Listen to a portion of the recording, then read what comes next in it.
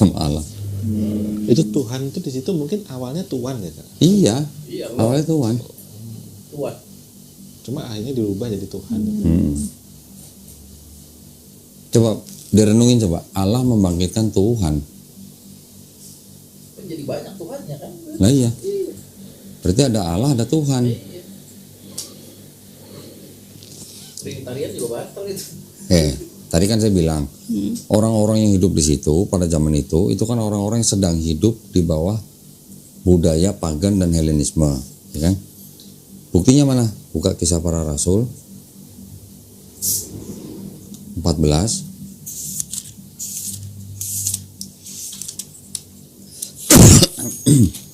Ayat 12. Oh itu Barnabas mereka sebut Zeus dan Paulus mereka sebut Hermes. Nah, orang-orang di sekitar itu pada waktu itu masih kental dengan kepercayaan Helenisme, ya kan? Di situ Barnabas disebut siapa? Zeus. Zeus. Ini udah di Yunani ya, Pak ya? Lokasinya? Ke Iconium, Lystra dan Derbe. Ya. Kayaknya Paulus sudah ke Yunani deh. Iconium apa ya? Berarti di Israel tuh masih menganut Helenistik itu. Ya terpengaruh pasti. Kan sedang di bawah penjajahan Romawi. Iya. Nah, di situ Barnabas disebut Zeus. Paulus disebut Hermes. Nah, sekarang yang ini ada satu lagi nih. Tapi ini di Yunani atau di Israel ya, Pak? Iconium itu. Coba kita nggak usah lihat lokasi di mana lah. Coba lihat ini. Oh, and they called Barnabas Jupiter and Paul Mercury because he was the ship speaker. Yang benar apa? Zeus atau Jupiter? Ini apa nih kok? Bible juga tuh New Testament. Mercury. Kok jadi nama planet sih? Enggak, itu nama dewa bukan nama planet. Oh. Tahu nggak bedanya Zeus sama Jupiter? Enggak. Zeus itu karangan Homer, ya, dewa-dewa yang ada di mitologi Yunani. Jupiter itu nama dewa juga karangan Virgil di Romawi. Jadi Zeus sama Jupiter ini dua dewa yang berbeda tapi karakternya mirip gitu. Ya, bedanya cuman Zeus ini lebih celamitan gitu. Punya anak 100, kalau Jupiter anak cuma 14 gitu lah. Mercury anaknya Jupiter, Hermes anaknya Zeus. Ini dua dewa yang berbeda tempat gitu loh. Dua pengarang gitu. Yang Bible ini bilangnya Barnabas disebut Zeus, Bible ini Barnabas disebut Jupiter. Gimana? Helenisme ini. Ya maksud saya gini loh. Maksud saya cuma gini aja. Bisa nggak kita mengandalkan kitab yang seperti ini sebagai kitab suci gitu? Itu aja sih poin saya. Walaupun di dalam kitab ini sebagian besar atau yang PL itu konsep ketuhanannya masih tauhid. Kemudian kedua, Yesus juga ngajarin tauhid. Di luar daripada itu, itu banyak ayat-ayat yang bisa berbeda begini. Ini Ya. tahun berapa kok, sorry? Di halaman 1 kalau nggak salah. Coba lihat. Ada yang Mandarinnya? Iya, Mandarin. Bisa Mandarin? Enggak kan? Wah. Neo. Sekarang bisa Mandarin. Gue juga nggak bisa. Gue cuma ngeliat bahasa Inggrisnya aja. Ini 92 ya? 92. Nah. Itu ya Kak? Tunggu sebentar. Coba lihat. Gideon's Testament. 980 tuh. 80. Berarti tahun 80 kayak gini nih Alkitab. Ya, ini untuk di luar negeri. Versi sana Asia kali ya, Asia Tengah. Ini Bible untuk di Tiongkok. Tapi sedunia waktu itu kayak gini gitu. Tahun Ini yang di Tiongkok aja. Tiongkok aja. Jadi Ada nggak Bible bahasa Indonesia yang nyebut Hermes Jupiter? nggak ada kayaknya. Nggak tahu kok. Nggak Ada. Ada. Ada. Tahun berapa tuh? Beda lagi. Beda. Coba kita lihat ya. Di sini apa ya? Oh, itu yang lama ya Kak? Ya. Yang versi tua. Kertasnya warna kuning. Bagus sih. Tapi Nih. hancur. Yang merah nih. Coba baca. Barnabas digelarnya Jupiter dan akan apa? Paul. Paul. Paulus. Paulus ya ampun. Ini kan masih bahasa Indonesia zaman baheula. Iya, dipanggilnya Merkur. Ya 19 berapa kok? 20 ya? 16. Oh 16. Ini tanggal berapa sorry? 1916. 16. Berarti ini masih sama nih ya. Nah. Masih ngikutin. VOC tuh. Kok aku foto ya Kak? Foto lah. Yang penting jangan semua satu buku. Fotokopi mana? Nah, udah jelas kan? Ini bahasa Indonesia, ini ada bahasa Inggris, ini bahasa Indonesia. Yang itu Barnabas dari Zeus, sini Barnabas dari Jupiter ya. Ini ada satu lagi yang perlu difoto nih, dan terakhir ini ya. Terakhir ini harus difoto nih. Simpan dulu nih. Itu berarti yang paling tua di sini ya. Di seluruh Bible, kitab suci apa? Katolik. Nah. Kitab suci Katolik ya? Ini apa? Tidak untuk Nah, diperdagangkan. dengan pengantar dan catatan lengkap 2009 dipersembahkan kepada siapa? Umat Katolik Indonesia. Mau difoto nggak? Foto dulu.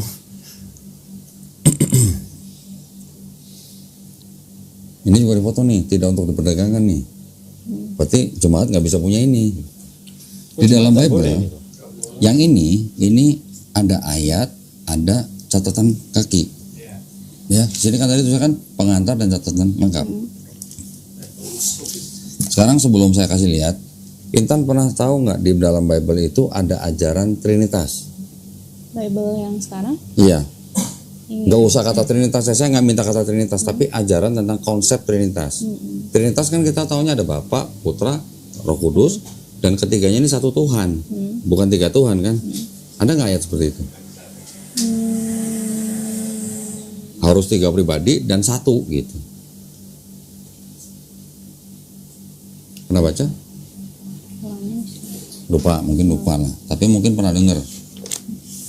Kayaknya 1 Yohanes pasal 5 ayat 7 nih. Udah dibaca nih ayat 7 nih. Ini garisin. Nah ini wajib difoto nih.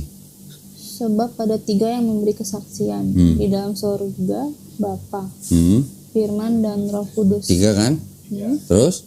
Dan ketiganya adalah satu. Nah ini yang disebut ayat yang mengajarkan konsep Trinitas. Ya kan? Ini ada catatan ini di bawah nih, tolong dibaca nih. Ini garisnya. Bagian ayat ini tidak terdapat dalam naskah-naskah Yunani yang paling tua, dan tidak pula dalam terjemahan-terjemahan kuno, bahkan tidak dalam naskah-naskah paling baik dari Vulgata. Bagian ini kiranya aslinya sebuah catatan di pinggir halaman salah satu naskah terjemahan Latin yang kemudian disisipkan ke dalam naskah-naskah oleh penyalin, dan akhirnya bahan disisipkan ke dalam beberapa naskah Yunani. Karenanya bagian ini pasti tidak asli. Tidak asli apa? 7-8. Ya yang tadi dibaca tadi. Tidak asli itu apa? Pasuk. Lu yang ngomong ya, bukan gua ya. Kalau di sini apa kok yang baru? Nggak ada catatannya kalau di situ. Tapi bunyi ayatnya sama. Coba dibuka aja nih 1 Yohanes 5 ayat 7 nih. Foto aja. Tidak asli, alias palsu. Ini bukti. Ini yang di 1 Yohanes 5 ayat 7 juga bunyinya sama dengan yang di sini tuh lihat. Coba bandingin sama nggak? Cuma tidak ada sisipannya, keterangannya ini. Tidak ada keterangannya aja, tidak ada footnote-nya. Sebab ada tiga yang memberi kesaksian di dalam surga, Bapa, Firman, dan Roh Kudus. Dan ketiganya adalah satu. Sama kan bunyinya kan ayatnya? Dan ada tiga yang memberi kesaksian di bumi. Tapi ada penjelasan kalau yang ini di jemaat polos ya gue ya. Yang di bawah jemaat yang ini. Nah, yang maksudnya yang ini yang udah dirubah lah.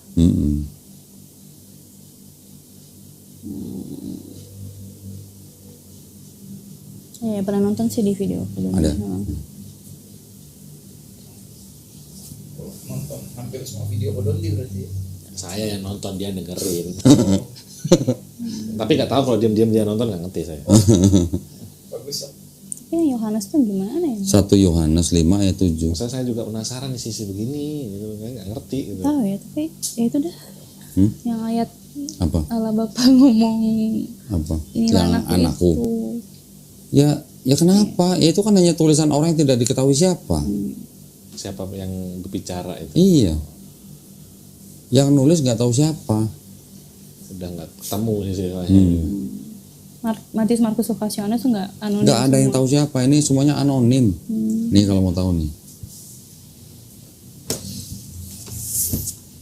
The Five Gospel, ya, yang nulis Robert W. Funk sama Roy W. Hoover, plus lagi The Jesus Seminar. Siapa nih The Jesus Seminar? Ini adalah ahli-ahli perjanjian baru, hampir 80 orang nih. Ini semua yang nulis nih. Nih, ini, semua gelarnya lihat THD, MDiv, tahu nggak? Master of Divinity. Divinity apa ya? Divinity ketuhanan. Nah. Master teologi. Oh, teologi. Nah, ada lagi PhD, MDiv, hampir semuanya Profesor semua ya? hampir semuanya nih, loh, DD, Doctor of Divinity, Profesor semua. semuanya ini ahli-ahli perjanjian baru, ya. Di sini siapa yang menulis 4 gospel atau 5? Kalau dia kan menelitinya nggak cuma 4 sampai 5 gitu. Ada yang namanya Gospel of Thomas. Thomas. Iya, Thomas. Pernah dengar? Bagaimana Injil, nah ini sebenarnya harusnya gospel nih, itu mendapatkan nama mereka. Nah ini bisa dibaca nih.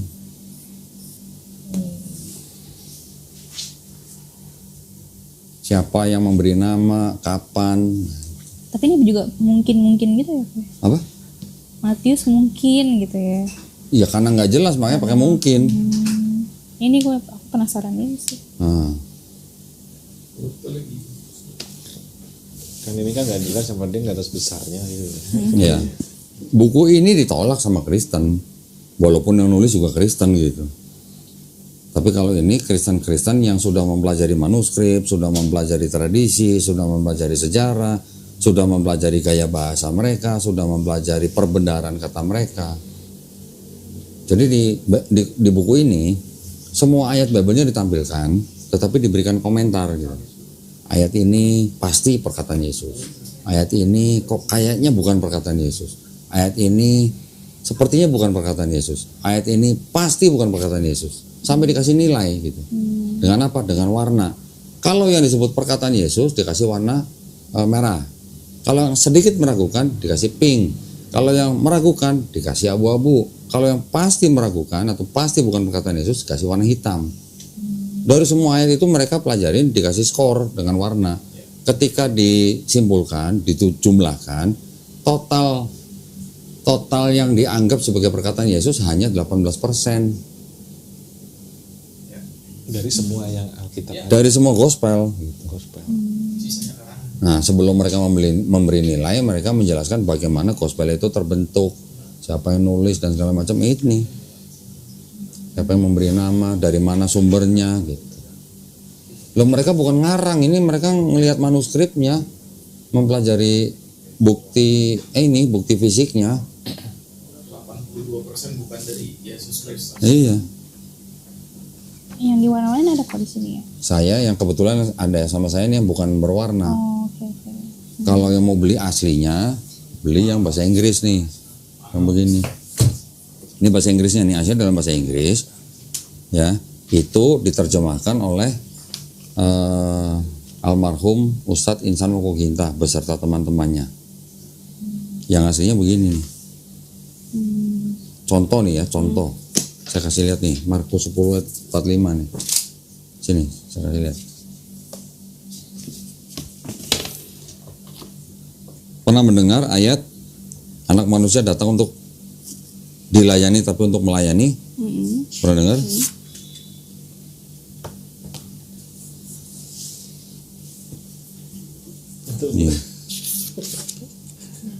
Nih, ayatnya begini, karena anak manusia juga datang bukan untuk dilayani, melainkan untuk melayani dan untuk memberikan nyawanya menjadi tebusan bagi banyak orang.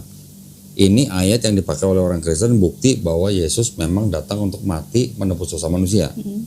Ya, ayat ini, khusus untuk ayat ini, kan dicontek sama Matius, dicontek sama Lukas. Cuman mungkin dengan gaya bahasa yang sedikit berbeda. Banyak dari kalimat yang tercatat dalam ayat 45 adalah ciptaan Markus. Matius telah meniru Markus kata demi kata, ada di Matius 20 ayat 28. Dalam Lukas Yesus berbicara sebagai orang pertama, aku ada di tengah-tengah kalian sebagai pelayan, Lukas 22:27. Lukas tidak menyebut anak manusia dan dia tidak mengulang pernyataan teologi bahwa Yesus datang untuk memberikan nyawanya sebagai tebusan. Nah, Lukas saja udah berbeda tuh kalimatnya. Jadi ini bukan perkataan Yesus, ini ciptaan penulis Markus berarti. Contoh lagi, pernah dengar karena itu pergilah, Sebarkan. jadikanlah semua bangsa muridku, baptislah mereka dalam nama Bapa dan Putra dan Roh Kudus. Malah lebih hafal gua kan. Itu juga ternyata bukan perkataan Yesus.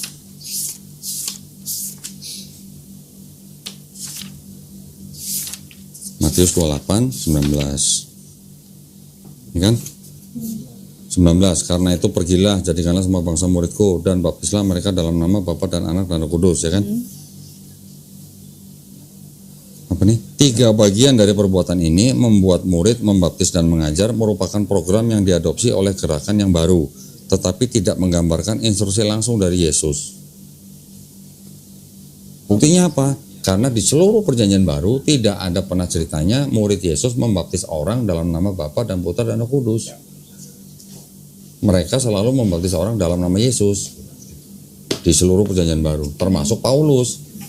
Paulus sendiri juga membaptis orang hanya dalam nama Yesus. Formula ini itu formula belakangan yang disisipkan oleh gereja di abad kedua. Banyak banget komentari dari kalangan Kristen sendiri untuk ayat ini. Jadi ayat ini yang disebut dengan amanat agung itu adalah ayat sisipan. Berarti itu bukan Yesus yang ngomong. Bukan. Meskipun kelihatannya kayak dia yang ngomong. Iya. Kutip. Ya apa susahnya cuma menulis begini-begini. Yang ngomong nih mereka sendiri, orang Kristen sendiri. Oh, yang ahli-ahli. Ahli-ahli itu. Nanti orang Kristen atau kalangan gereja bilang, wah itu orang Kristennya nggak kompeten. Nggak sejalan. Oh orang Kristen itu apa namanya palsu misalnya.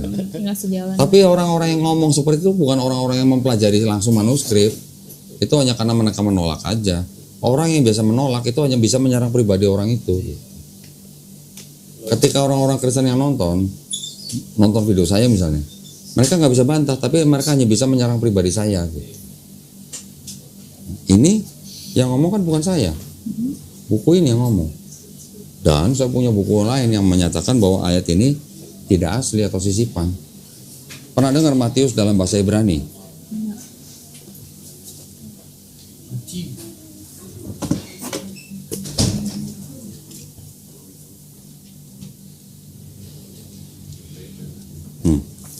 Ini Matius dalam bahasa Ibrani. Ini ayat 19 isinya cuma 2 kata ini doang. Kalau terjemahkan nanti cuma 1. Go. Mana baptis mereka dalam nama Bapa dan Putra dan Roh Kudus? Gak ada. Ini apa bahasa? Ini Matius dalam bahasa Ibrani. Tuh bahasa Ibrani. Ini terjemahannya. Artinya cuma begitu tuh. Go. Gitu aja. Dan banyak lagi komentar-komentar dari bahkan dari Bible sendiri ada yang menyatakan bahwa itu bukan perkataan Yesus atau ayat sisipan. Tapi lebih benar yang mana gue? Lebih tua ini ya. Kalau yang ini yang dimiliki oleh Rabi Shem Tov namanya. Ya, ini memang sudah cukup baru, tapi mereka kan mengikuti tradisi bapak-bapak gereja yang menyalin gitu. Ya, sama seperti yang tadi tuh, yang karenanya ayat ini pasti tidak asli. Pakai pasti loh. Yang ngomong kan yang menyusun Bible itu. Kalau bisa ngomong pasti tidak asli, berarti nggak ada kira-kira tidak asli. Mungkin tidak asli juga bukan. Ini pasti tidak asli gitu. Absolutely in English. Tapi kenapa disisipin ya, Pak? Gini. Ini pertanyaan yang bagus nih. Maksudnya Pertanyaan yang bagus nih. kalau emang salah kenapa disisipin? Gini, Yesus pernah nggak ngomong aku diutus hanya untuk domba-domba yang tersesat dari bangsa Israel? Pernah baca nggak? Nah, ketika tiba-tiba ada ayat Yesus bilang aku diutus hanya untuk bangsa Israel, terus tiba-tiba ada ayat bilang karena itu pergilah jadikanlah semua bangsa muridku, kontradiksi nggak?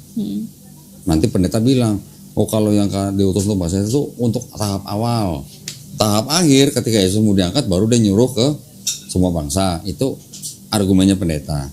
Tapi terbukti bahwa Yesus di seluruh perjanjian di seluruh 4 gospel tidak pernah juga membaptis orang dalam nama Bapa dan Putra dan Roh Kudus. Murid-murid Yesus di seluruh perjanjian baru juga tidak pernah membaptis orang dalam nama Bapa dan Putra dan Roh Kudus. Udah gitu banyak sekali komentari dari kalangan gereja, bahkan dari yang Bible sendiri menyatakan bahwa ayat itu adalah ayat sisipan dari gereja di abad kedua. Sekarang kalau mau dibilang apa? Kenapa disisipkan? Karena ada misi penginjilan. Ada kan? Lihat aja kalimatnya gimana. Karena itu pergilah, jadikanlah semua bangsa muridku. Berarti kan ada kemauan Bible itu untuk mengkristenkan semua orang. Itu. Makanya itu ayat itu disebut sebagai amanat agung. Kalau yang tadi yang 1 Yohanes 5 ayat 7 itu kan yang merupakan doktrin utama untuk Trinitarian. Jadi yang namanya penyalin, tadi kan tulisannya ayat ini aslinya sebuah catatan di pinggir halaman. Catatan itu apa? Bisa pemikiran agama, bisa penafsiran, ya kan?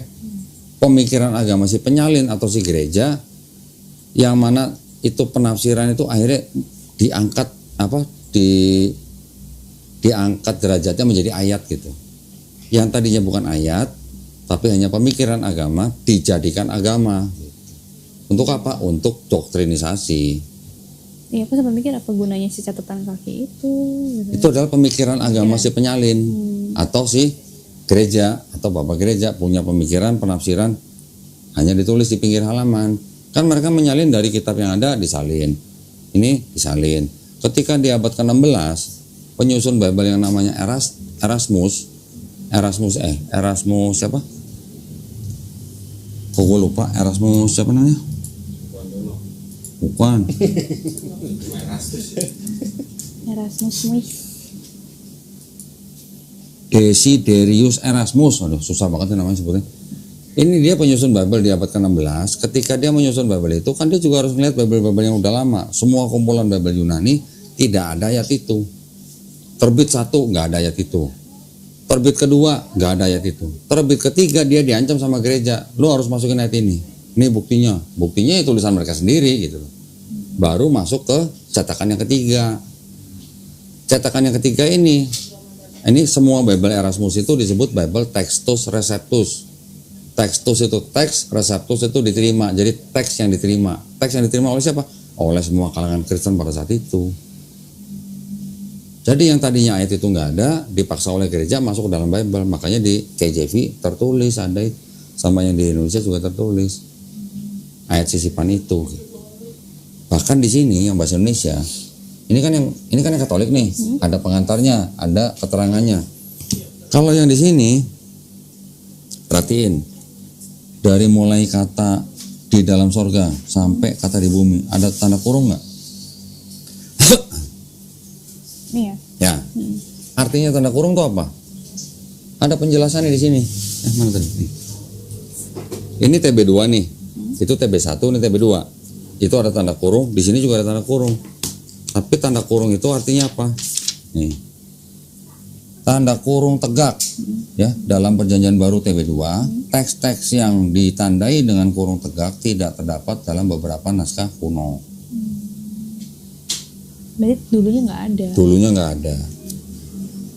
Coba buka Yohanes 7:53 sampai 8:11.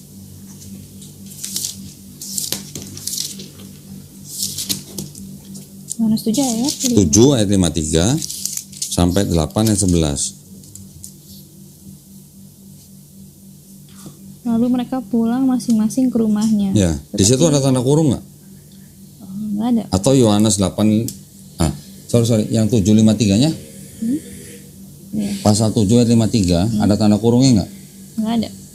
Nggak ada. Nggak ada. Yang dari mulai lalu mereka pulang ke rumah masing-masing ya? Nih. Nggak ada tanda kurungnya. Ini TB2 nih, lihat nih, ada tanda kurung nggak? 7:53 sampai 8:11. Iya.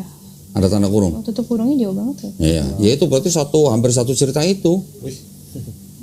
Cerita yang wanita berzina yang dihadapkan ke Yesus. Ternyata cerita itu tadinya nggak ada. Jadi ada gitu. Sekarang buka di Markus coba. Markus 16.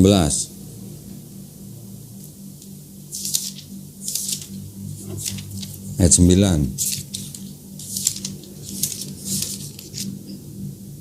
sampai 20.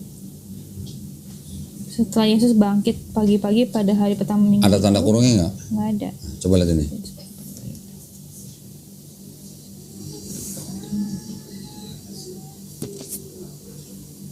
Ayat 9 itu. Markus 16 ayat 9 sampai 20. Sudah Tuhan Yesus berbicara demikian kepada mereka, terangkatlah ia ke surga. Dari sini 16 ayat 9. Ini. Setelah Yesus bangkit pagi-pagi. Ada tanda kurungnya nggak? Ada. Yang itu? Nggak ada. Nggak ada. Di sini mereka ngaku ayat ini dulu di naskah Yunani, beberapa naskah Yunani nggak ada ayatnya.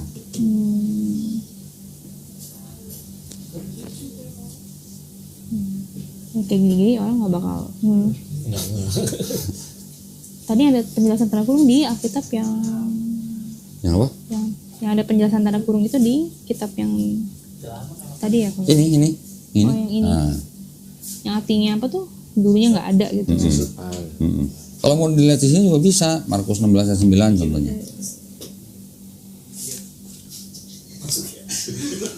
Nih. Ayat 9 sampai 20 coba baca. Keterangannya panjang. Di sini ya, atau di sini? Bukan nih. Tidak memuat ayat 9 sampai 20. Lihat catatan berikutnya. Bagian ini kiranya dalam abad kedua, Mas baru ditambahkan pada Markus. Tuh, di abad kedua baru ditambahkan. Oh, di sini ada ya. Dijelasin abad kedua. Pendeta aja belum tentu punya Bible ini, apalagi jemaat gitu. Tapi di Indonesia pasti ada yang punya. Ini kan dicetak cuma 3.000 eksemplar. Mungkin sebagian musnah atau dihilangkan mungkin ya. Nggak boleh dijual harusnya. Enggak, maksudnya yang udah disebar, mungkin beberapa disimpan atau memang uskup biasanya.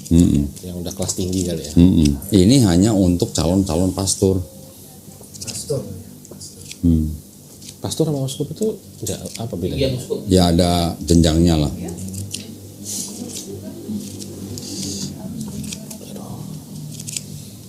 Jadi saya cuma nggak bisa ngebayangin calon pastor yang sedang khotbah mengajarkan karena ada apa yang bersaksi di sorga ini sampai selesai, padahal dia tahu itu ayat pasti tidak asli gitu. Gimana gitu ya di depan mimbar ngomong begitu, tapi dia tahu ayat itu tidak asli. Ya, perasaannya gimana gitu perasaannya? Mungkin dari tutup kok. Tutup apa? Perpuluhan. Lu nggak ngomong lu ya. Kalau Katolik kan tidak perpuluhan. Ada enggak. Semua ya. Kalau Katolik tidak menekankan bayar perpuluhan. Yang memungut perpuluhan kebanyakan Protestan dan nggak semua juga. Tapi Katolik tapi ada kan. Ada tapi nggak menekankan gitu loh. Nggak mewajibkan. Nggak setiap awal bulan dia bacain ayat Malaikat 3:10 gitu loh. Oh, itu kan Kalau Protestan setiap bulan awal bulan pasti dia baca Malaikat 3:10. Diingetin. Reminder. Diingetin sama reminder gitu. Gentle reminder lah gitu. Kalau nggak sadar di telepon. Kalau lupa di telepon. Pak Doni sehat gitu.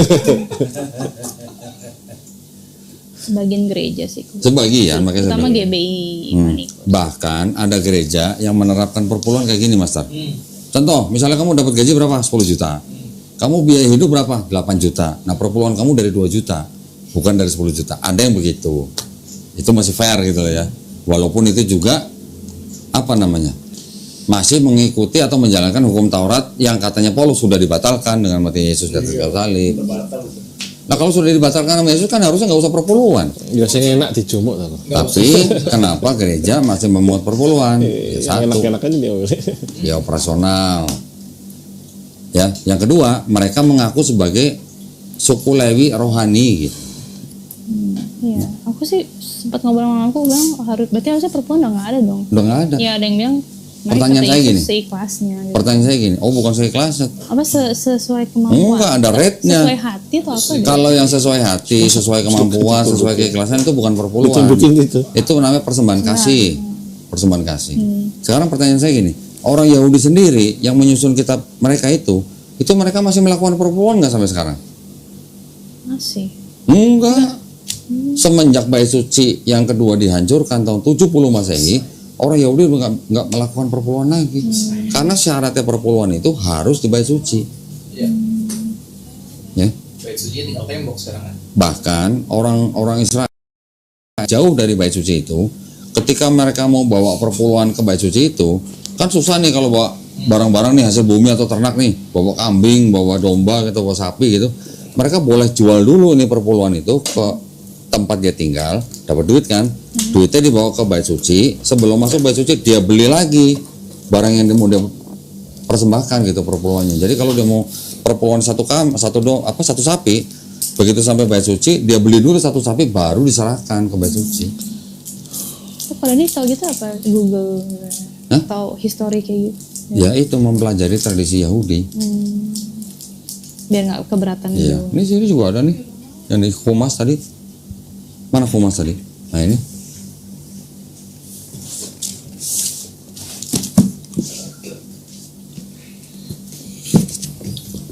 Ini jelas banget nih. Lihat nih jenis-jenis hewan. Ini jumlah tepung yang bisa menggantikan, jumlah minyak, jumlah anggur. Karena orang Yahudi kalau dia tidak bisa mempersembahkan sapi, dia boleh ganti dengan ini, dia boleh ganti dengan ini. Dia boleh ganti dengan ini, dia boleh ganti dengan ini, menurun gitu. Kalau nggak bisa punya ini dengan ini nggak bisa dengan ini nggak. Jadi nggak dipukul rata semua orang sama gitu. Mirip-mirip Muslim sih. Ya iya, ya memang kan tadi saya bilang di Islam itu hanya menyempurnakan syariat-syariatnya gitu. Nih jumlah-jumlahnya. Untuk bikin makanan yang kosher bagaimana? Kalau kita mulai dari depan ya sebentar. Jelas tuh. Di Yahudi kalau kamu baca di Perjanjian Lama malah lebih ketat daripada Islam. Nggak boleh makan ikan yang nggak yang ikan yang boleh dimakan itu hanya bersisik dan bersirip. Kalau hanya bersisik tidak bersirip nggak boleh dimakan. Udang nggak boleh dimakan, ikan patin nggak boleh dimakan, ikan lele nggak boleh dimakan, cumi nggak boleh dimakan. Lebih ketat daripada Islam. Tidak apa? Karena nggak ada tidak bersisik dan tidak bersirip itu nggak boleh dimakan. Apa namanya hari penciptaan? Ini ada apa nih? Timeline ya, dari Adam sampai Yakub tahun-tahunnya. Ini sebutin semua tuh ada Yakub, Ishak, Abraham, Terah, Nahor, Serug dan sebagainya. 70 bangsa, banjir Bah. Ini apa? Perjalanan dari Bapak Iman Abraham, keluarga patriarki, perang apa nih? Perang 4 dan 5 raja. Yang anggur. Dari perjanjian dengan Abraham sampai keluaran dari Mesir. Ada tuh tahun-tahunnya segala macam. Ismail disetop ya Pak ya? Family, keluarga Esau, kehidupan Yakub. Nah ini ada apa nih? Upah daripada Yakub. Jadi disetop supaya Musa ya Pak ya? Kalau itu ya, disetop supaya Musa aja? Enggak.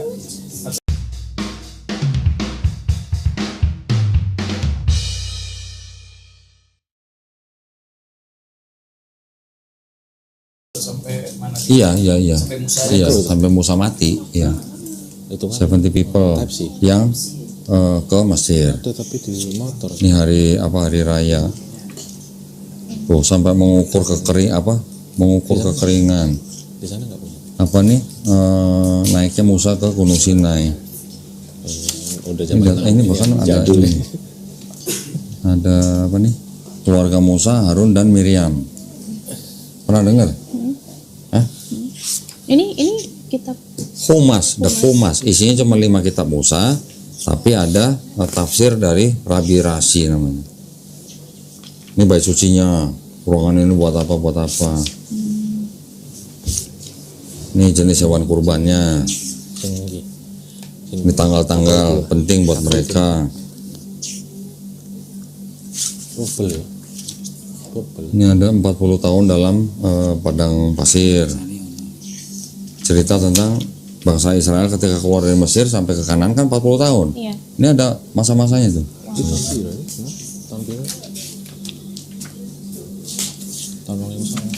Tuh, ini bentuk tabut perjanjiannya. Ini kemah suci. Nah, ini yang disebut dengan menorah. Apalagi nih, Kerasim. Ini kita belajar ini. pendeta-pendeta yang ngerti kayak bait suci gini kayak belajar ini juga. Iya. Bahkan bagian-bagian dalamannya sapi aja sampai disebut-sebutin tuh.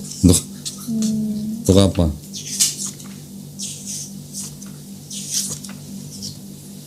Tuh, roti tak beragi.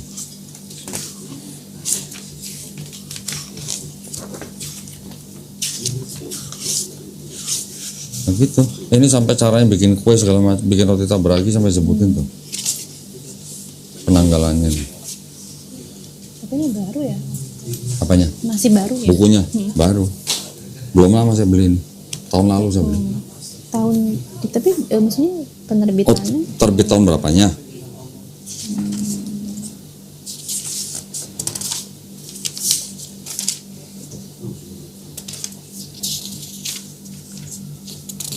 Sembilan tiga.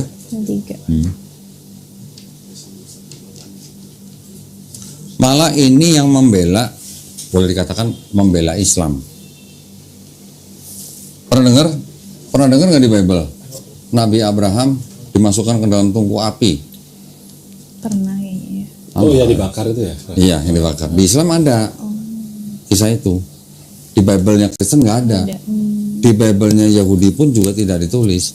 Tapi di sini dijelaskan bahwa Abraham pernah diselamatkan dari tungku apinya Raja Nimrod.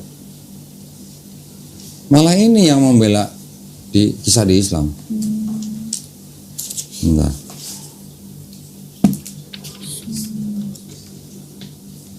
Jadi ini sama tanah beda ya, Pak?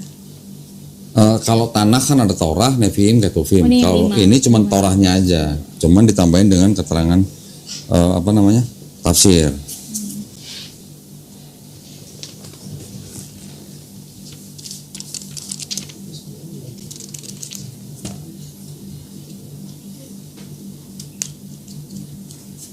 Nambahin video, waktu ini saya nonton, fokusnya ini Mas.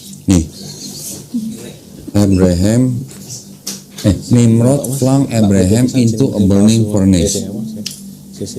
Nggak ada di Bible Kristen. Emang oleh diposting. Jadi ya, kalau boleh dikatakan gimana ya? Orang Yahudi sendiri mengakui bahwa Nabi Muhammad SAW itu adalah seorang nabi, tapi bukan untuk mereka gitu. Di situ ada Pak? Enggak, itu sih hanya pernyataan rabi-rabinya aja. Orang Israel bilang bahwa orang Islam atau Ismailite itu bukan penyembah berhala. Mereka menyembah Tuhan yang sama dengan Tuhan yang disembah oleh Yahudi, yaitu Tuhannya Abraham, Ismail, Ishak dan Yakub. Tapi Ibrahim ngomong, orang Yahudi bilang kalau Kristen itu adalah avodah zarah. Tahu nggak avodah zarah? Penyembah berhala. Karena? Siapa berhalanya? Oh, Yesus. Karena Kristen menyembah selain Hashem. Dan mereka bilang Hashem itu nggak mungkin jadi manusia, nggak mungkin jadi anak manusia. Orang Yahudi kalau bepergian ke suatu tempat nggak nemu sinagog, dia boleh masuk masjid untuk beribadah. Kenapa? Karena mereka beranggapan masjid adalah tempat untuk menyembah Tuhan yang esa. Tapi orang Yahudi itu tidak boleh masuk ke gereja. Kenapa? Karena mereka menganggap gereja adalah tempat menyembah berhala, yaitu Yesus. Ini yang ngomong orang Yahudi loh, bukan saya loh. Dan saya pernah bawa orang Yahudi ke mall, waktunya sholat asar, ngikut dia ke dalam masjid. Kita di soft depan, dia di soft sendiri di belakang. Dia juga sholat. Jadi kalau kita lihat begitu kan, orang Yahudi sholat, Islam sholat. Tapi Kristen kok beda sendiri gitu sholatnya. Ya kan? Orang Yahudi walaupun 3 rakaat, Islam 4 rakaat, 3 kali sholat dalam satu hari, orang Islam 5 kali, tapi kan mirip-mirip gitu loh. Kenapa Kristen beda sendiri? Dari mana? Kalau bukan dari pengaruh orang-orang pagan dan Helenisme. Sekarang kalau saya tanya, kenapa pribadi Tuhan cuma 3? Bapa, Putra, Roh Kudus. Kenapa cuma 3? Kenapa nggak ada adiknya Putra, atau kenapa nggak ada sepupunya Putra? Kenapa cuma 3? Kenapa nggak 10? Kenapa nggak 100? Kira-kira gimana? Kalau aku sih ya kayak emang ceritanya begitu ya. Ya, karena dari dulunya begitu, menerima gitu lah kan. Tapi sebenarnya itu juga ada pengaruh dari filsafat Yunani kuno. Aristoteles ngomong, menurut orang-orang Pitagoras, Alam semesta itu dibatasi dengan 3, awal, tengah, akhir. Kami menggunakan rumusan itu untuk menyembah dewa-dewa kami. Jadi dari orang-orang sebelum ada Yesus memang sudah menyembah Tuhan yang teriak gitu. Yang tadi saya bilang, Sumeria ada 3, Babilonia 3, Persia 3, India 3, Mesir 3, Eropa 3, bahkan sampai Eropa Utara 3. Semuanya 3. Karena pengaruh apa tadi? Yunani, paganisme Yunani. Nah, itu tadi ada 16 tokoh yang disalib yang dianggap sebagai Tuhan. Dari mana? Jadi Kristen memang boleh dikatakan penerus agama misteri. Apa itu agama misteri? Yaitu yang nyembah 3 itu, 3 tapi 1 tapi 3.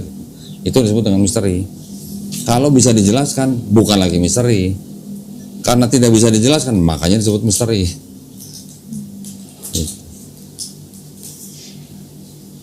Islam bagaimana? Islam simple, menyembah hanya kepada Tuhan yang Maha Esa yang menciptakan langit dan bumi. Tidak ada menyekutukan siapa-siapa gitu nggak. Sama dengan Yahudi. Bedanya kalau Yahudi tidak menerima Nabi Muhammad SAW karena tidak berasal dari bangsa mereka. Tapi beberapa rabi Yahudi mengakui bahwa Nabi Muhammad emang benar seorang nabi, tapi untuk bangsa lain selain mereka. Tapi kalau Islam dari mulai Adam diakui sebagai nabi. Kita kalau nyebut Nabi Adam harus tambahin alaihi salam, peace be upon him. Dari mulai Nabi Adam alaihissalam, Nabi Nuh alaihissalam, Nabi Abraham alaihissalam, Nabi Musa alaihissalam, Harun alaihissalam, Daud, Sulaiman, Isa alaihissalam, sampai ditutup oleh Nabi Muhammad SAW.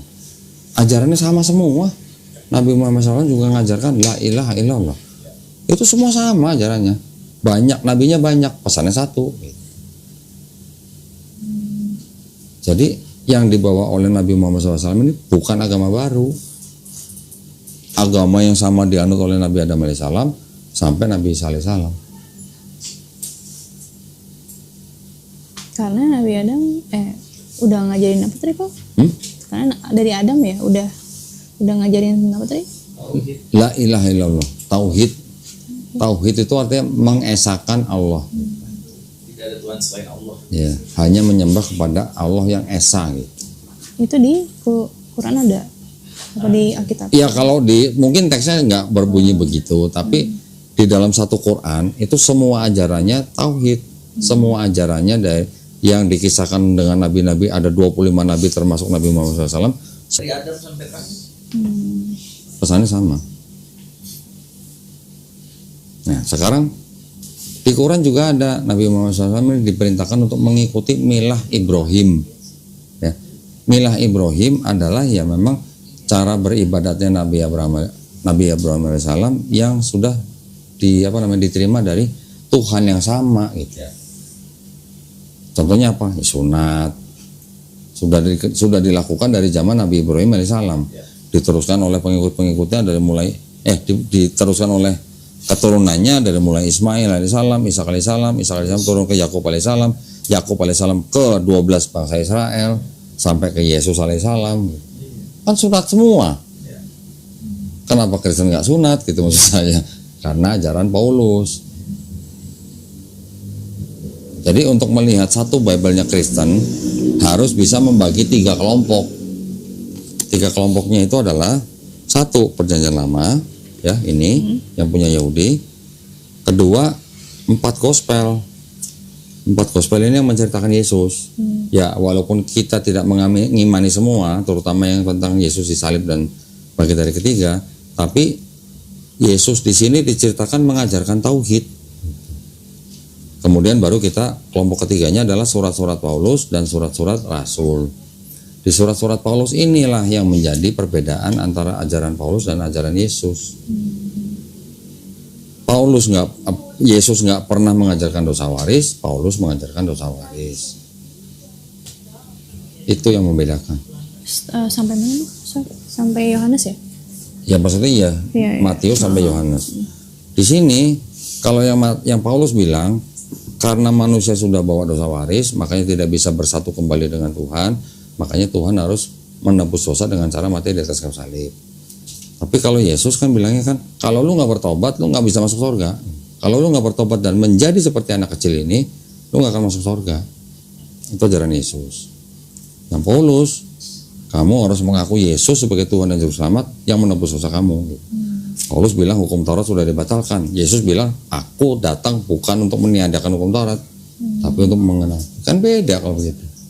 Ajaran Yesus yang di sini sama dengan ajaran Perjanjian Lama di sini. Mau selamat bertobat dan hanya menyembah Tuhan Allah. Sama ajarannya. Kristen belum bisa membedakan begini, itu belum bisa. Kristen hanya bilang Yesus sudah dinubuatkan di sini untuk mati di atas kayu salib menebus dosa kita. Mereka ngomong ajaran Paulus yang di sini, bukan yang di sini. Giliran yang di sini ada memberikan nyawanya untuk menjadi tebusan bagi banyak orang, ciptaan Markus. Gitu. Jadi kalau orang Kristen sebenarnya bukan pengikut Yesus, tapi penyembah Yesus dan pengikut Paulus. Kita orang Islam justru mengikuti sunnah Yesus. Kita sujud, kita puasa, kita nggak makan babi, kita sunat, mati dikafanin. Kristen mati apa? Masuk peti, pakai baju pengantin, ya kan? Tapi Paulus juga nggak salah-salah amat. Paulus bilang kalau masuk gereja harus berkerudung. Perempuan Kristen gimana?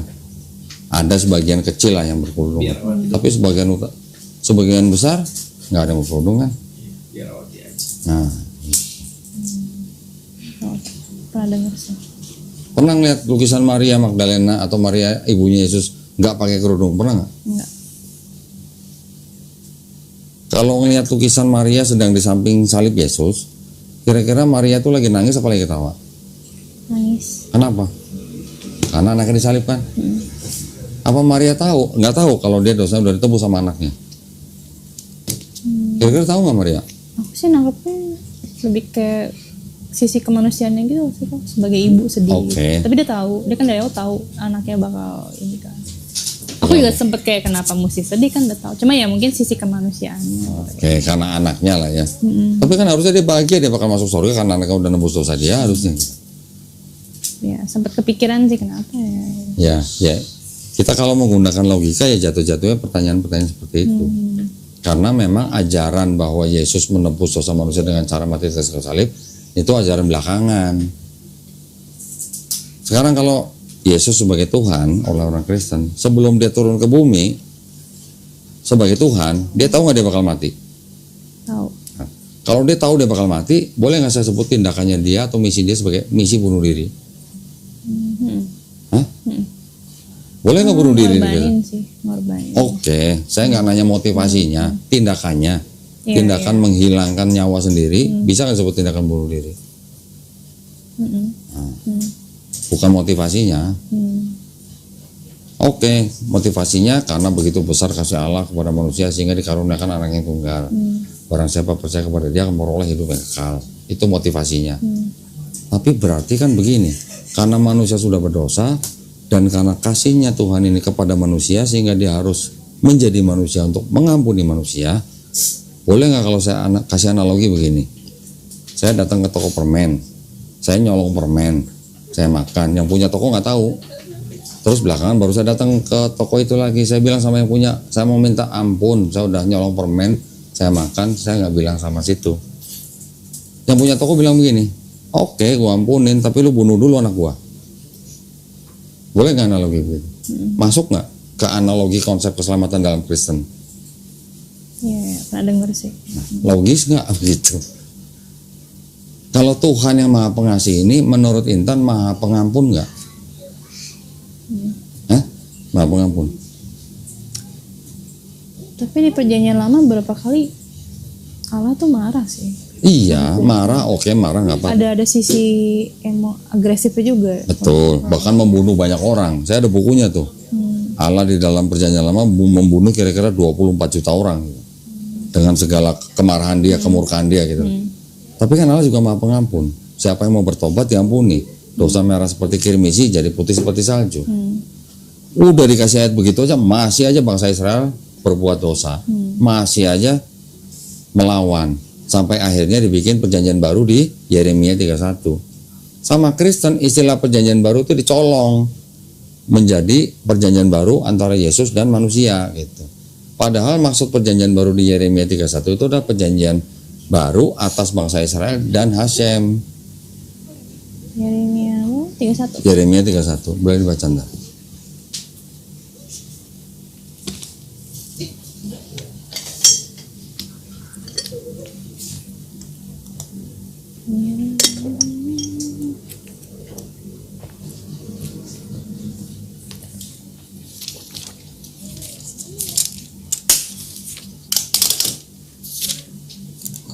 Tiga satu ayat berapa? Hah? Ya.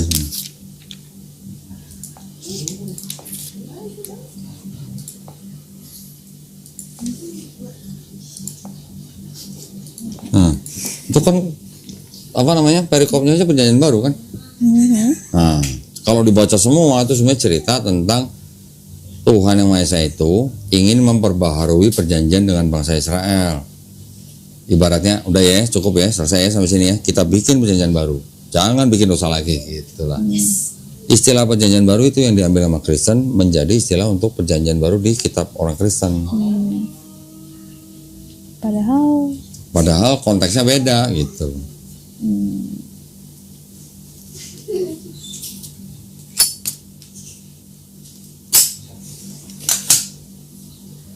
Sampai sini ada pertanyaan lagi? Enak diskusi sama Intan. Open mind bener. Ya? Iya kok. Ya. Bener open mind bener. Kalau ada sanggahan silakan loh. Jangan sungkan-sungkan loh. Iya, jangan tanpa perlawanan banget lah gitu ya.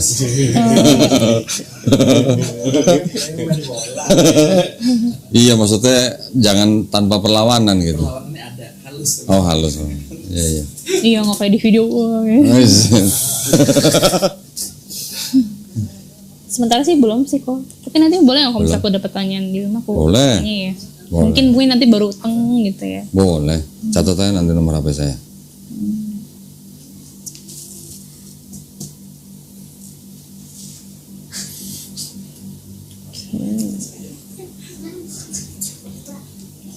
Oke. Kok nggak ada yang undang ke Bali gitu? Lu undang dong. Siap. Samperin masjid. Nah, kasih Pak, tahu nggak Donita? Nah, tahu. Mau apa undang dia? Saya kenal gitu misalnya. Ya, itu bisa begitu. Sip. Yang mengundang-undang saya di Bandung, di Jogja, di Sidoarjo, itu begitu. Jadi ada, bukan masjidnya langsung undang saya, ada orang-orang yang memang pekerjaannya mereka mengatur, mengundang penceramah dari luar untuk masjid tertentu gitu. Saya di Jogja kemarin 6 masjid. Yang undang yayasan namanya Manusia Cahaya. Dia kenal dengan banyak majelis taklim, dia hubungin masjid-masjid itu, mereka undang saya gitu. Yang di Jogja kemarin juga begitu, bukan masjid yang undang saya, Mualaf Center Yogyakarta yang undang saya, karena dia kenal dengan banyak masjid. Tapi kan ada cabang kan yang di Bali? Dulu pernah ada, terus anggota itu sekarang pindah di Jakarta. Jadi sekarang di Bali nggak ada perwakilan. Di sini ada dek mana aja cabang? Di sini? Enggak, ya ini Mualaf Center ini. Iya, di kota-kota besar yang ada saya tahu, Jakarta, Jogja malah nggak ada. Gunung Kidul, Gunung Kidul, Surabaya, Sragen, Pekanbaru, Pontianak, Balikpapan, Makassar, Manado. Yang di Papua di mana ya? Di Merauke apa di Jayapura saya lupa. Di Papua ada. Pusatnya Surabaya. Surabaya. Surabaya ini. Jalan Mayang Sari, belakang Polda. Istri Bapak. Tapi nanti Mas mau ke Bali juga, mudah-mudahan jadi nanti debat sama pendeta Melako. Nah, rencana memang mau debat. Dek mana? Dek mana itu? Belum ditentuin tempatnya. Kapan? Ya. Nanti, soalnya kita lagi sekarang ngejar ada acara. soalnya. Ngomong-ngomong sama aku. Ntar aku ikutan. Ya nanti kan ada pengumuman di channel. Iya, kalau aku nggak sibuk, kalau aku sibuk Iya, itu nama DL itu. Nggak rencana bulan kapan? Belum tahu, makanya kita lagi merumuskan untuk event kita dulu nih. Itu Event kita udah mundur 2 kali masalahnya nih. apa namanya? Yang Gilbert kemana gimana? Apa? Yang Gilbert kemana? Kenapa? Yang itu masalah persepuluhan. Ya itu kan udah ada yang laporin dari ini. Aku barusan mau nanya Koko sih yang soal Melatok itu. Melatok. Kan terakhir apa? Minta ini dia kayak dia nuntut apa gimana sih kok terakhir ya? Nuntut apa? Harusnya dia minta maaf ke Dondi ya terakhir ya. Ngatain setan itu ya. Kan gini. Ayat itu ya. Gimana? Gini loh. Akhirnya dia malah mau debat ya. Iya. Bagus sih. Jadi gini, awalnya tuh gini, kan ada perempuan seperti Si Intan yang datang ke sini ngobrol. Ya begini ngobrolnya begini. Melatok menganggap saya memelintir-melintir ayat Bible, tidak sesuai dengan penafsiran Kristen. Terus dia bilang Dondi itu anak setan gitu, karena merubah-rubah firman Tuhan. Ngomongnya begitu. Habis itu saya reaction, saya tunjukin Bible-nya TB1 sama TB2 aja udah perbedaan. Yang satu Tuhan, satu Tuhan, yang satu ini satu babi hutan dan segala macam lah. Jadi di video saya itu saya nanya, yang rubah-rubah ini anak setan bukan? Saya kan cuma nunjukin Bible-nya, ada buktinya. Kalau dia bilang saya anak setan karena merubah firman Tuhan, saya balik bertanya, yang merubah ayat-ayat di Bible ini anak setan bukan? Apalagi lain. Ya maksudnya LAI itu maksudnya. Apalagi lain. Habis itu dia bikin video lagi. Jadi yang anak setan tuh bukan Donditan doang, tapi semua yang merubah-rubah anak setan gitu. Berarti dia merevisi omongan dia. Gitu. Oh, ada. Ada. Enggak tahu. Habis itu baru dia bilang, oke sekarang saya mau ngelayanin Dondi debat. Maunya di Bali. Saya bawa 3 media kru. Saya maunya debat nggak pakai laptop. Boleh saya bilang. Nanti kita adain. Satu malam satu. Tapi Iya. kitab kan kok? Boleh buku kitab kan? Iya, dia nggak mau pakai laptop. Oke nggak pakai laptop, tapi boleh dong saya bukain. Nah, Ya, kalau nggak ada kitabnya gimana mau buktiin? nah itu. Jadi kalau kita debat nggak boleh asumsi, harus ada bukti dokumennya.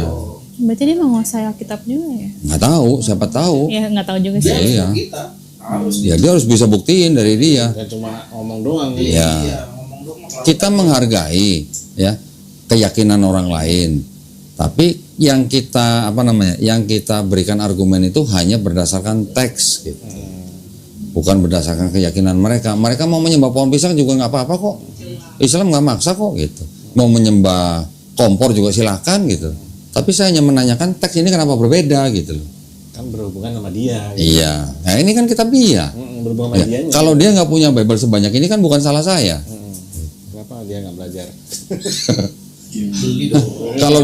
Kalau dia nggak punya Septuaginta kan juga bukan salah saya. Kalau dia nggak tahu, nih ibaratnya gini, kalau dia nggak tahu separuh kitabnya itu kitab orang, itu juga bukan salah saya. Saya kan hanya memberikan kajian ilmiah, ada pengetahuannya, ada bukti dokumennya. Silakan yang menonton menilai sendiri gitu. Nah, kenapa saya begini? Bukan saya mau narik-narik orang Kristen buat masuk Islam, enggak.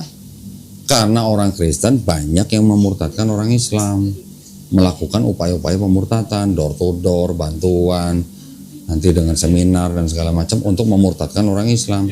Banyak upaya seperti itu. Makanya saya kasih tahu nih loh di dalam Bible mereka tuh begini.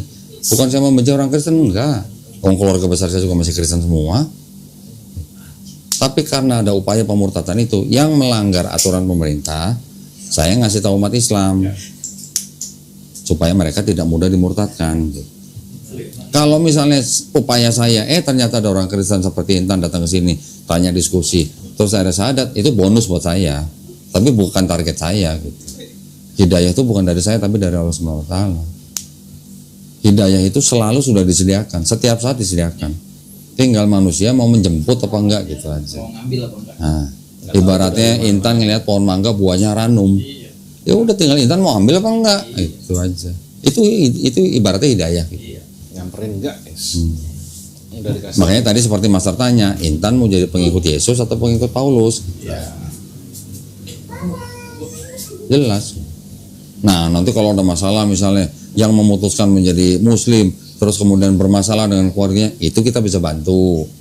Sampai diusir pun kita sediakan tempat untuk penampungan.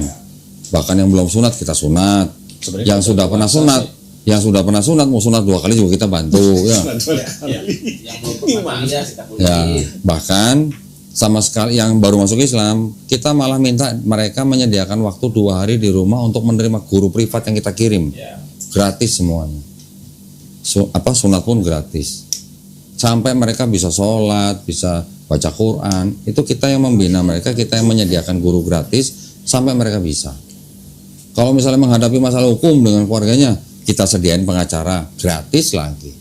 Kuliahnya kristologi. Kristologi jurusannya. Di sekolah tinggi teologi Kristen ada pelajaran Islamologi nggak? Oh nggak tahu kok. Ada ya? Oh, jadi kayak saling mempelajari. Iya.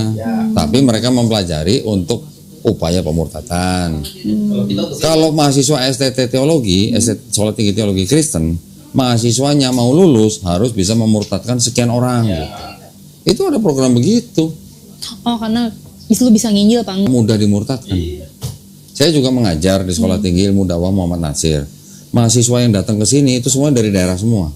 Ketika mereka sudah belajar kristologi, pulang udah bawa ilmu kristologi, mereka membentengi orang-orang kampung mereka dari upaya-upaya pemurtatan itu. Jadi pendakwah. Oh itu, aku pikir malah teologi kayak Kristen gitu. Apa? Kalau kristologi kayak lebih kayak teologi Kristen ya. Iya, memang. Iya. Tapi Kristologi itu adalah definisinya salah satu cabang ilmu yang mempelajari posisi Yesus dalam kekristenan. Tapi yang kita pelajari, oke, kita sudah tahu nih akidahnya orang Kristen begini nih. Kita tahu. Nah, bagaimana cara kita membantahnya dengan berbagai pendekatan. Bisa dari teologi, bisa juga dari kritik teks. Kritik teks itu yang tadi tuh, karenanya ayat ini pasti tidak asli gitu. Yang tadi Intan bilang palsu itu. Salah satu pendekatan dengan cara begitu. Iya. Itu sama yang teologi itu. Iya. Dengan kita mengetahui teologinya orang Kristen, kan kita jadi tahu yang tidak sama dengan Islam tuh ini. Gitu. Paham. Kristen dan Islam tuh banyak persamaan, tapi perbedaannya sangat mencolok. Gitu.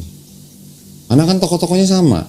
Tokoh yang diceritakan dalam Bible dengan tokoh yang diceritakan dalam Quran kan banyak yang sama. Cuman kisahnya banyak yang jauh beda. Pernah dengar Nabi Nuh mabuk anggur telanjang? Enggak. Di situ ada. Ya kitab. Iya. Pernah dengar Nabi Lut menghamili 2 anak perempuannya? Enggak. Loh. Kejadian 38. Pernah dengar nggak? Pernah. Oh, itu pernah. Pernah dengar anak Nabi Yehuda menghamili menantunya sendiri? Kejadian 38. Pernah dengar Raja Salomo atau Nabi Sulaiman alaihissalam pernah musyrik? Tahu musyrik nggak? Menyembah Tuhan yang lain gitu. Salomo? Iya, Salomo. Pernah dengar nggak?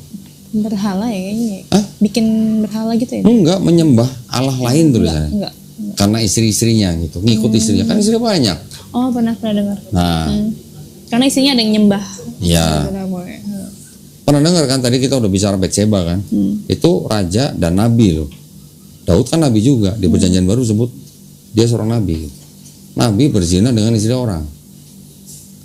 Pernah dengar nggak Nabi Ayub ketika dia diuji dia menyalahkan Tuhan? Sering. Nah, berarti cerita-cerita yang seperti itu kan berarti gimana ya? Apakah Tuhan tidak mengetahui nabinya akan berbuat seperti itu gitu? Dengan logika aja. Tuhan kan pasti maha mengetahui. Iya. Apa dia tidak mengetahui nabinya bakal berbuat seperti itu? Kalau nabi berbuat seperti itu nabinya yang kurang ajar apa Tuhan yang salah pilih nabi gitu? Ya kan? Iya, soalnya terlalu parah sih ya. Parah. Di Quran, tapi orang Kristen bisa menjawab gini. Memang Alkitab itu cerita yang apa adanya, jujur. Orang berdosa ditulis berdosa. Tapi dari situ kita ambil pelajaran. Nah, itu kan hanya Les. Gimnastik gitulah. Ya, cuman akrobat kata-kata gitu. Di Quran ada nggak cerita-cerita seperti itu tadi? Nggak ada. Semua nabi-nabi itu ya orang-orang pilihan. Yang Allah SWT sudah tahu ini orang pilihan, makanya nggak mungkin berbuat bermaksiat. Gitu. Melakukan kesalahan sebagai manusia itu wajar, tapi bukan maksiat. Gitu. Nabi Adam alaihissalam melakukan kesalahan, makan buah yang dilarang, makanya dia diturunkan ke bumi.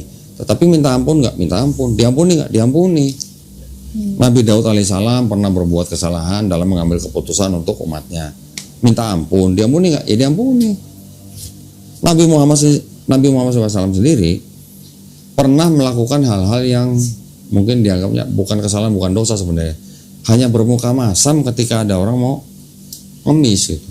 Mukanya masam, ditegur sama Allah SWT. Bertobat, diampuni dong. Konsep keselamatannya Yahudi sama Islam itu sama. Bertobat, diampuni. Konsep keselamatan yang diajari oleh Yesus di 4 gospel juga sama. Lu nggak bertobat tuh nggak masuk kerajaan sorga. Itu Nabi Muhammad ada mimpin perang ya? Ada. Tapi kalau tadi kan karena perang melawan apa sih? Perang melawan Orang suku-sukunya sendiri yang malah kebanyakan saudara-saudara sendiri.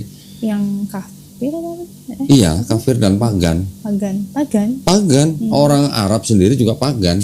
Ketika Nabi Muhammad SAW masih hidup, bahkan sudah menerima wahyu, itu orang-orang Arab suku Quraisy yang ada di Mekah itu juga orang-orang pagan. Karena mereka juga menyembah patung-patung yang di sekitar Ka'bah. Ada 365 patung di situ. Itu orang-orang pagan. Karena apa? Karena menyekutukan Allah. Mereka menyembah melalui patung-patung itu. Patung-patung itu datang dari mana? Awalnya dari Persia. Ketika orang datang ziarah jadi banyak gitu. Nah, ketika Nabi Muhammad SAW menaklukkan Mekah, patung itu semua dihancurin. Ya menyembahnya kepada Allah SWT gitu. Itu yang perang itu. Enggak, sebelum itu ada perang yang lain. Kan Nabi Muhammad SAW itu setelah menerima wahyu, masih menerima wahyu sampai 13 tahun di kota Mekah. Wahyu-wahyu yang diturunkan itu hampir semuanya berbicara tentang akidah, ketauhidan gitu. Nah, itu yang ditentang oleh orang-orang Arab Quraisy. Ketika sudah dipersekusi dengan begitu ketat, begitu keras, hingga sampai mau dibunuh, baru Nabi hijrah ke Madinah. Di Madinah banyak orang yang sudah masuk Islam, membantu dia sampai menjadi kuat, sampai jadi punya militer. Jadi ketika yang di Mekah ini nyerbu ke Madinah, ya ini harus bisa melawan dong. Ya, orang diserbu gimana? Gitu. Bukannya Nabi Muhammad sudah pindah ke Madinah terus nyerbu Mekah gitu, bukan. Okay. Lebih kayak pertahanan, iya. Menyiapkan pertahanan. Iya, gitu. Perang yang dilakukan oleh Nabi ya perang yang bertahan, bukan perang agresi gitu, bukan. Makanya kayak kok bisa ya kayak jadi ada dua personality yang berbeda gitu. Enggak kan, karena memang bedanya gini, orang sering membandingkan Yesus dan Muhammad, Nabi Muhammad SAW. Mereka bilang Yesus ngajarinnya kasih, kalau Nabi Muhammad SAW itu kan panglima perang atau dewa, istilahnya suka perang gitu lah. Mereka nggak tahu konteks, nggak tahu sejarah itu berarti. Kenapa Yesus nggak perang? Ya karena dia nggak punya pasukan cuma 12 orang muridnya, gimana mau perang?